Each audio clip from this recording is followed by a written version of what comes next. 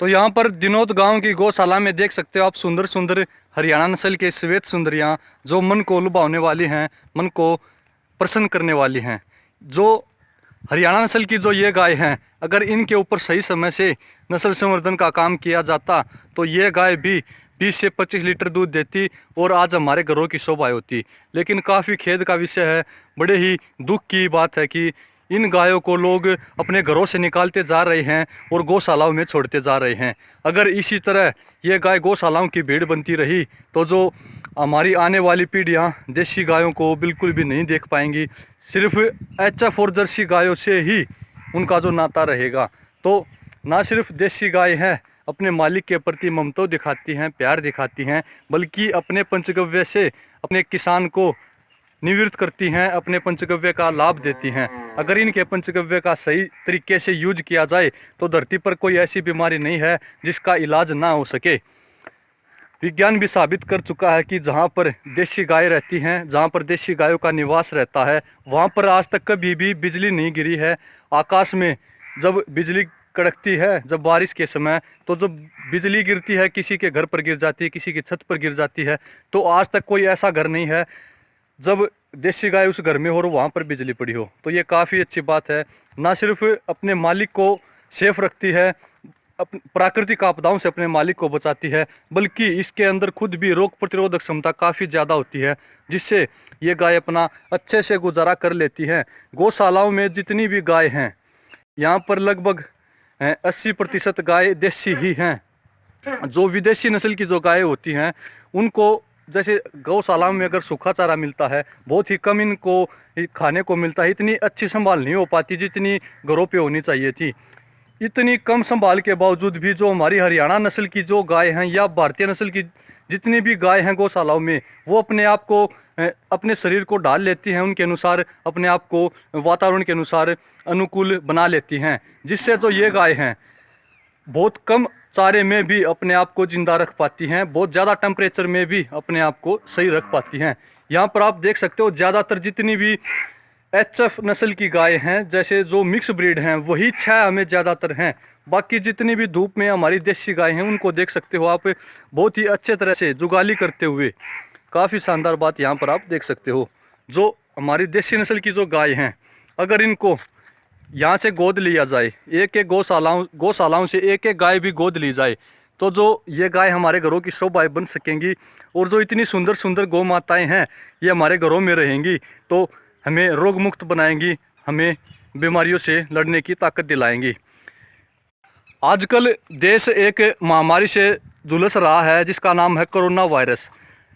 जितने भी घरों में देसी गाय रहती हैं, जो देसी गाय के पंचगव्य से निवृत्त रहते हैं, उन लोगों को आज तक कभी भी कोरोना वायरस नहीं हुआ है। भारत में आज तक जितने भी केस मिले हैं, जितने भी कोरोना पॉजिटिव मिले हैं, उनमें से एक भी घर ऐसा नहीं है जिसके घर में देसी गाय हो। तो देसी गाय के पंचगव्य को लेने वाला, देसी गाय का दूध पीने वाला, घी पीने वाला आदमी कभी कोरोना वायरस का शिकार नहीं हो सकता, ये मेरा दावा है।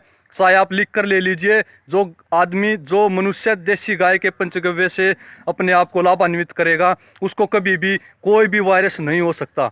तो जो हमारी देसी गाय हैं, ये इनकी जो इम्यूनिटी सिस्टम है, इनके दूध में जो रोग प्रतिरोधक क्षमता है वो काफ़ी ज़्यादा है, जिससे जो कोई भी महामारी इतने आसानी से किसी के पास नहीं आ सकती। और एक और काफ़ी अच्छा विषय है कि मैंने सर्च किया कि जितने भी भारत में लगभग 45 किसान प्रतिदिन आत्महत्याएं करते हैं, तो उन आत्महत्याओं में 98% लोग ऐसे हैं जिनके घरों में देसी गाय नहीं है। जिनके घर में देसी गाय होगी वो कभी आत्महत्या करने की सोचेगा भी नहीं, क्योंकि जो देसी गाय का दूध है, जो देसी गाय के संपर्क में रहने से जो हमें पावर मिलती है, वो देसी गाय का दूध हमें ये संस्कार नहीं देता कि हम आत्महत्या करें, हम इस दुनिया को ऐसे ही अपने आप को बेसहारा मानकर इस दुनिया को छोड़ चले। हमारे जो संस्कार हमें बिल्कुल भी कतई भी नहीं कहते। तो जो देसी गाय हैं ये हमारे सकारात्मक ऊर्जा हमारे मन में फैलाती हैं, कभी भी आत्महत्या करने जैसा विचार कभी भी मन में नहीं आएगा। तो यहाँ पर आप देख सकते हो जो दूध देने वाली जो गाय हैं, उन गायों को अब यहाँ पर खुला छोड़ने के लिए ला दिया गया है। तो आप देख सकते हो काफ़ी सुंदर सुंदर हमारी गौवंश, हमारी अच्छी अच्छी नस्लें यहाँ पर आप खुद देख सकते हो।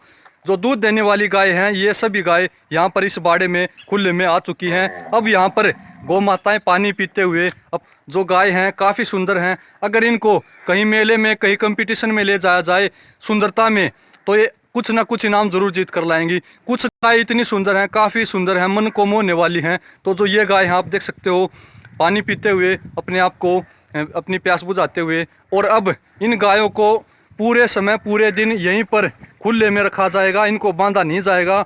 आप इनके गले में जो रस्सियाँ देख रहे हो, इनको अंदर बांधा गया था और दूध निकालते ही इन रस्सियों को खोल दिया जाता है। अब पूरा दिन यहाँ पर आराम करेंगी। वहाँ पर पीछे भी छाया है, बीच में धूप है और वहाँ भी छाया का प्रबंध किया गया है।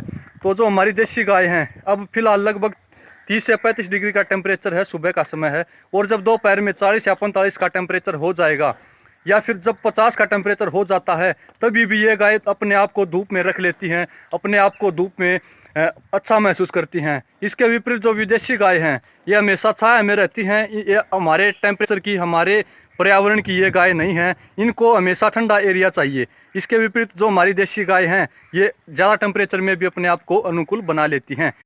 जिन महिलाओं की जो डिलीवरी है अस्पताल में होती है या मेडिकल्स में होती है, उन महिलाओं को मैं ज़रूर संदेश देना चाहूँगा, अगर वो गाय का, देसी गाय का अगर घी खाती हैं पूरे 9 महीने प्रेगनेंसी के दौरान, अगर देसी गाय का ही घी दूध खाती हैं, तो जो उनकी डिलीवरी है बिल्कुल नॉर्मल होगी, घर पे ही होगी। अस्पताल में जाने का या मेडिकल में जाने का जो खर्च है वो बच जाएगा। ये आपको एक सच्ची घटना भी बताना चाहता हूँ मैं। एक मेरा मित्र है जो अमेरिका में रहता है, उसकी वाइफ प्रेग्नेंट थी, तब वो मुझसे घी लेकर गया देसी गाय का। और मैंने उनसे पूछा कि आप इतनी दूर सिर्फ देसी गाय का घी लेने क्यों आए हो? तब उसने बताया कि जो अमेरिका में जो अस्पतालों में जो डिलीवरी का जो खर्चा है, जब बच्चा पैदा होता है तब लगभग 2 लाख रुपए का खर्चा है। हमारे इंडियन रुपीज़ की बात की जाए तो लगभग 2 लाख रुपए का खर्चा है। तो उन्होंने बताया, अगर मैं यहाँ से 1500 से या 2000 रुपये किलो घी बरी लेकर जाता हूँ, तो 10 किलो भी घी अगर मैं अपनी वाइफ को खिलाता हूँ, तो भी 15 से 20 हज़ार रुपये का ही खर्च हुआ। और अन्य चार्ज लगाकर लगभग 30 हज़ार रुपये में अगर 10 किलो घी खिला दिया, तो डिलीवरी है बिल्कुल नॉर्मल होगी, बिल्कुल घर पर ही होगी। लेकिन अगर ये घी अगर नहीं खिलाते हैं, तो जो डिलीवरी है वो अस्पताल में होगी, मेडिकल में होगी, और जिसका खर्चा 2 लाख रुपए आ जाएगा। इसलिए उसने बताया कि 2 लाख रुपए न खर्च करके सिर्फ 30 हज़ार रुपये में ही अगर देसी गाय का 10 किलो घी 9 महीने के दौरान अगर मैं अपनी वाइफ को खिला देता हूँ, तो ना सिर्फ पैसे की बचत है, बल्कि जब अस्पताल में जब महिलाओं को अस्पताल में जब डिलीवरी होती है, तो उनको शरीर को भी काफ़ी पीड़ा मिलती है, काफ़ी जब उसको पेट को काटा जाता है तो काफ़ी दर्द से जो औरत है वो बच सकेगी। और देसी गाय का जो घी है वो खाएगी तो अब स्वस्थ रहेगी, बिल्कुल नॉर्मल डिलीवरी होगी। तो यहाँ पर मैं उन युवाओं को आह्वान करता हूँ, उन युवाओं को बुलाता हूँ कि आइए आप देसी गोपालन कीजिए, देसी गायों की सेवा कीजिए और इनके पंचगव्य से लाभान्वित होइए। जो देसी गाय है हमारे पर्यावरण को जो शुद्ध ऑक्सीजन देती है, बहुत सारे रोगों से लड़ने की जो शक्ति देती है, हमें पंचगव्य देती है, ऐसी गौ माता को अपने घर पर रखिए, अपने परिवार के साथ रखिए। तो ना सिर्फ हमारे परिवार का फायदा है, बल्कि जो गौ माताएं हैं ये गौ पर दर दर ठोकरें खाती रहती हैं, इनसे भी इनकी बेकदरी को काफ़ी हद तक दूर किया जाएगा। अगर ये गौ माताएं, इतनी सुंदर सुंदर गौ माताएं हमारे घरों की शोभा होंगी तो काफ़ी फायदा होगा। एक दिन ऐसा आएगा कि अगर सभी किसान देशी गोपालन नहीं करने लगे और इनके पंचगव्य से लाभान्वित होने लगे, तो जो हमारे आने वाली जो युवा पीढ़ी होगी भारत देश की, वो काफ़ी मजबूत होगी, काफ़ी बुद्धिमान होगी, तीव्र बुद्धि की होगी और रोगों से लड़ने की जो क्षमता है उनमें काफ़ी हद तक ज़्यादा होगी। जब पहले समय में हमारे देश में सिर्फ और सिर्फ देसी गायों का ही दूध पिया जाता था, उस समय जो भाईचारा है काफ़ी देखने को मिलता था।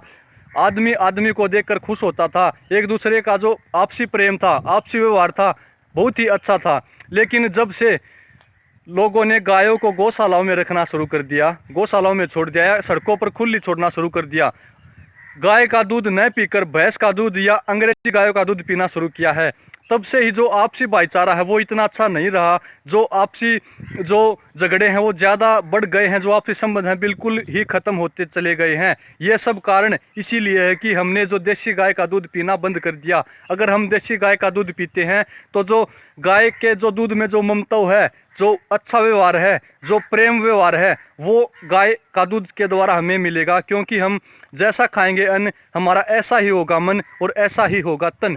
तो इसीलिए अगर हम देसी गाय का दूध वापिस से पीने लगे तो जो हमारे जो आपसी संबंध हैं फिर से मजबूत हो जाएंगे। आदमी आदमी को देखकर खुश होने लगेगा। आप देसी गायों को सिर्फ दूध के लिए मत पालिए, बल्कि गोबर गौमूत्र के लिए भी पालिए। अगर हम देसी गाय के गोबर से विभिन्न प्रकार के प्रोडक्ट बनाएं, गौमूत्र का अर्क बनाकर बेचें, तो एक दिन में लगभग 3,000 रुपये का सामान एक गाय दे सकती है। एक दिन में 3,000 रुपये के प्रोडक्ट हम देसी गाय के पंचगव्य से बनाकर बेच सकते हैं।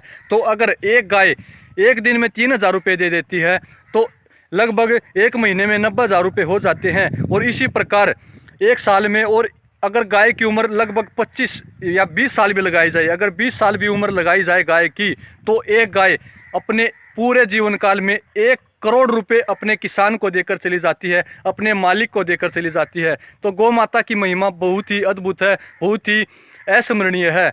अगर हम इसका पूरे दिन पूरे रात अगर इसका व्याख्यान भी करते रहें, इसको गाय के महत्व को बताते रहें, तो भी गाय का महत्व खत्म नहीं होगा। क्योंकि गाय का इतना ज़्यादा महत्व है, पता नहीं क्यों हमारे मन में क्यों ऐसी बातें आई कि गाय को गौशाला में छोड़ दिया जाए या सड़कों पर दर दर ठोकरें खाने के लिए छोड़ दिया जाए। अगर हम गायों को फिर से पुनः अपने घरों में स्थापित करते हैं, अपने घरों में रखते हैं, तो ये गाय हैं, गाय माताएं हैं, ये किसान को अपने पंचगव्य से लाभान्वित करवाएंगी। और जो दूध के लिए जो किसान गाय को पालते हैं, मैं जरूर उनसे कहना चाहूँगा कि आप दूध के लिए ना पालकर गोबर और गौमूत्र के लिए गायों को पालिए। आगे आने वाली वीडियोज में आपको बखूबी से बताया जाएगा कि किस तरह हम देसी गाय के गोबर से, गौमूत्र से प्रोडक्ट बनाकर मार्केट में बेच सकते हैं और अच्छी तरह से इनकी मार्केटिंग भी कर सकते हैं, जिससे जो गाय हैं इनकी जो बेकदरी है वो कम हो जाएगी। और जो किसान है, जो हमारे देश में लगभग 45 किसान जो प्रतिदिन आत्महत्याएं करते हैं, वे आत्महत्याएं काफ़ी हद तक कम हो जाएंगी अगर सिर्फ और सिर्फ देसी गाय के पंचगव्य को ही बेचा जाए तभी भी। तो यहाँ पर दिनोद गांव की गौशाला में काफ़ी सुंदर सुंदर गाय देखने को मिली।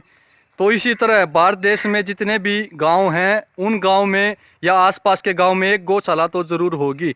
वहाँ पर आप अपने अपने एरिया के हिसाब से अपनी अपनी नस्ल का चुनाव कीजिए और शुद्ध नस्ल कि जो भी गाय मिल जाए उसको वहाँ से गोद लेकर आइए और अपने घर पर उसको लाइए, उसकी सेवा कीजिए, उसके पंचगव्य से लाभान्वित होइए। तो यहाँ पर आप जितनी भी गाय देख रहे हो, इनमें ज़्यादातर गाय हरियाणा नस्ल की ही हैं। तो यहाँ पर हरियाणा प्रदेश में हरियाणा नस्ल की गाय देखने को मिलेंगी। इसी प्रकार आपको महाराष्ट्र में देवनी नस्ल की या डांगी नस्ल की गाय देखने को मिलेंगी। इसी प्रकार आपको राजस्थान में थारपारकर या फिर राठी या फिर लाल सिंधी देखने को मिलेंगी। इसी प्रकार आपको कर्नाटक साइड में अमृत महल जैसी गाय देखने को मिलेंगी। और केरल में वेचूर नस्ल की जो छोटी सी गाय होती हैं, जो जिनकी मेडिसिनल पावर काफ़ी ज़्यादा होती है।